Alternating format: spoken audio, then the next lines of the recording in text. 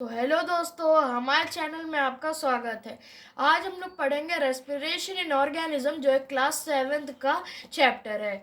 तो इसमें हम लोग क्या क्या पढ़ेंगे? Why do we respire, types of respiration, human respiratory system, respiration in other animals, respiration in plants.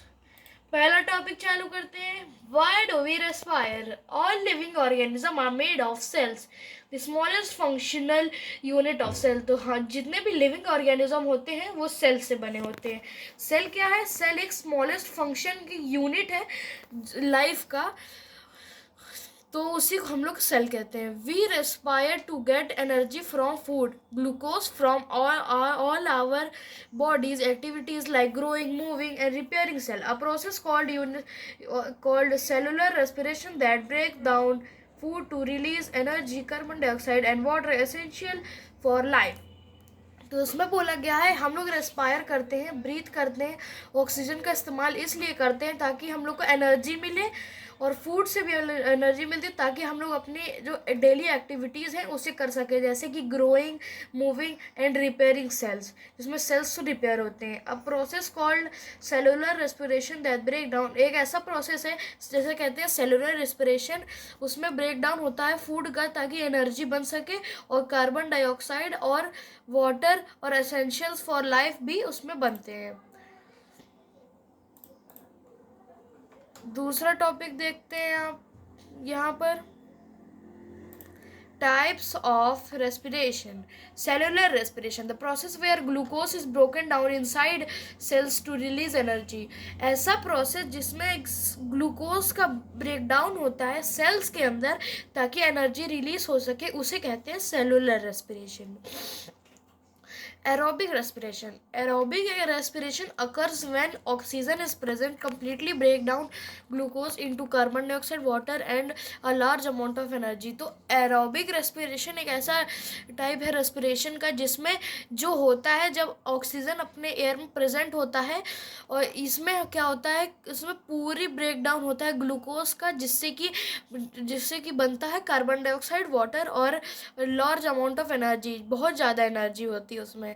तो इसका केमिकल देख लेते हैं, केमिकल प्रोसेस देख लेते हैं। ग्लूकोज प्लस ऑक्सीजन, ग्लूकोज का प्रेजेंस ऑक्सीजन में जब ब्रेक डाउन होगा तो हम लोग को मिलेगा कार्बन डाइऑक्साइड, वाटर और energy.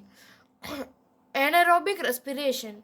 It occurs without oxygen and releases less energy. In yeast, this process produces alcohol and carbon dioxide. In human muscles during strenuous activities, it produces lactic acid which can cause cramps. तो anaerobic ऐसा respiration है जो कि बिना oxygen के होता है और रिलीज करता है एनर्जी। जो यीस्ट होते हैं उसमें एनारोबिक रेस्पिरेशन होता है जिससे कि प्रोड्यूस होता है अल्कोहल और कार्बन डाइऑक्साइड। ह्यूमन मसल्स में हम लोग जब बहुत हैवी एक्सरसाइजेस करते हैं तो हम लोग हाफने लगते हैं, जिससे कि हम लोग का ऑक्सीजन की कमी होती है। तो हमारे अंदर ये एनारोबिक रेस्पिरेशन थोड़ी देर के लिए होता है। इट प्रोड्यूस लैक्टिक एसिड, इससे जो होता है वहाँ जहाँ पे ऑक्सीजन नहीं पहुँच पा रहा है वहाँ पे लैक्टिक एसिड चला जाता है, जिससे कि हम लोग को क्रैम्प्स हो सकते हैं, और इस क्रैम्प्स को हटाने के लिए हम लोग हॉट शावर भी ले सकते हैं जिससे कि क्रैम्प कम हो जाएगा। दूसरे टॉपिक पढ़ते हैं। Human respiratory system. Breathing consist of inhaling oxygen rich air and exhaling carbon dioxide rich air. तो व्हाट इज ब्रीदिंग?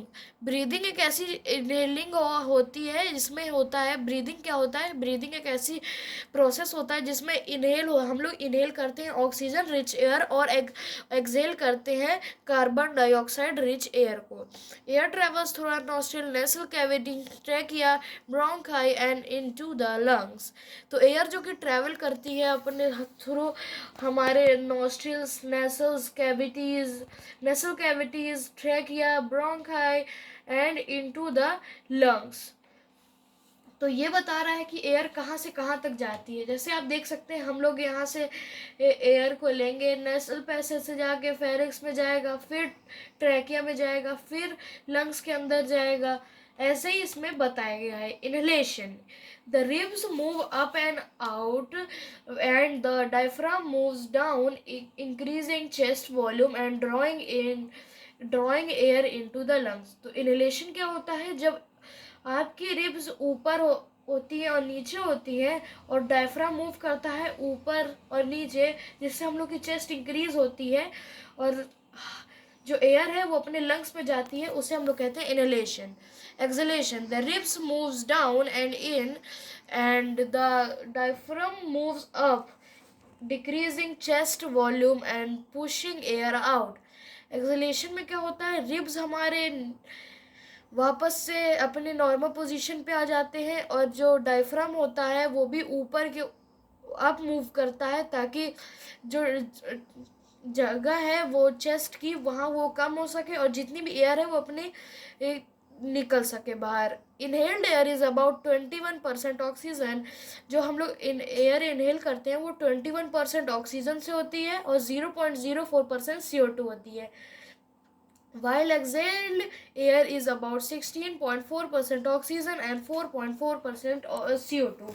इसमें बोला गया है कि जो एक्सहेल्ड एयर होती है वो कंसिस्ट होती है 16.4 ऑक्सीजन से और 4.4 CO2 से।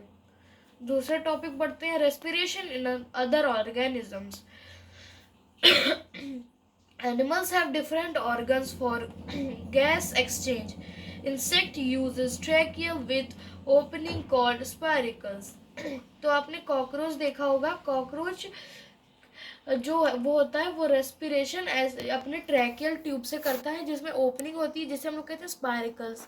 जैसे आप इस इमेज में देख सकते हैं, respiratory system of cockroach. Cockroach में जो ट्रैकियल ट्यूब होते हैं, एयर सैक होते हैं और ये स्पाइरिकल्स होते हैं। स्पाइरिकल्स के थ्रू ऑक्सीजन अंदर जाती है, फिर वहाँ पे प्रोसेस होता है रेस्पिरेशन का और फिर CO2 बाहर आता है। Earthworm breathe through their moist skin. तो यहाँ पे अर्थवॉर्म है, अर्थवॉर्म अपनी मॉइस्ट स्किन से ब्रीथ करता है। जैसे यहाँ से ऑक्सीजन जाता है बॉडी में और यहाँ से CO2 निकलता है। Frog use lungs on land and their skin in water. Frog होते हैं वो जो लैंड में होते हैं तब वो लंग्स अपने लंग्स का यूज़ करते हैं, जैसे ह्यूमन में लंग्स होते हैं, और जब वाटर में होते हैं तो अपने स्किन से ब्रीथ करते हैं। Fish use gills to get oxygen from water. तो यहाँ पे एक फिश है, फिश का ब्रीदिंग ऑर्गन क्या है, गिल्स। गिल्स में जब पानी में बहुत ऑक्सीजन होता है, वो जब इसमें जाता है तो ऑक्सीजन ये गिल्स अलग कर देती है और वाटर वो बाहर चला जाता है। दूसरा टॉपिक पढ़ते हैं, respiration in plants. Stomata, tiny pores on the leaves and the young stems used for exchanging oxygen and carbon dioxide. तो स्टोमेटा क्या होता है, जो लीव्स में छोटे छोटे पोर्स होते हैं और जो यंग स्टेम्स होती है उन्हें हम लोग यूज़ करते हैं एक्सचेंजिंग ऑफ गैसेस का एक्सचेंज करना, जैसे ऑक्सीजन और carbon dioxide. Root hair absorbs oxygen from the air spaces present between soil particles। तो जो रूट्स के हेयर्स होते हैं वो ऑब्जॉर्व करते हैं ऑक्सीजन एयर स्पेसेस में से जो कि प्रेजेंट होती है सॉइल के पार्टिकल्स में। Over watering danger, excessive water fills soil air spaces preventing root from breathing and potential killing the plant.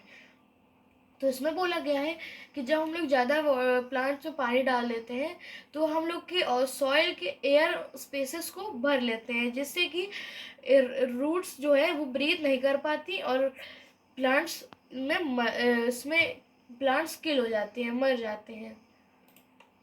आशा करते हैं आपको हमारा वीडियो अच्छा लगा होगा। Thanks for watching this video. Please like, comment, share and this video and subscribe.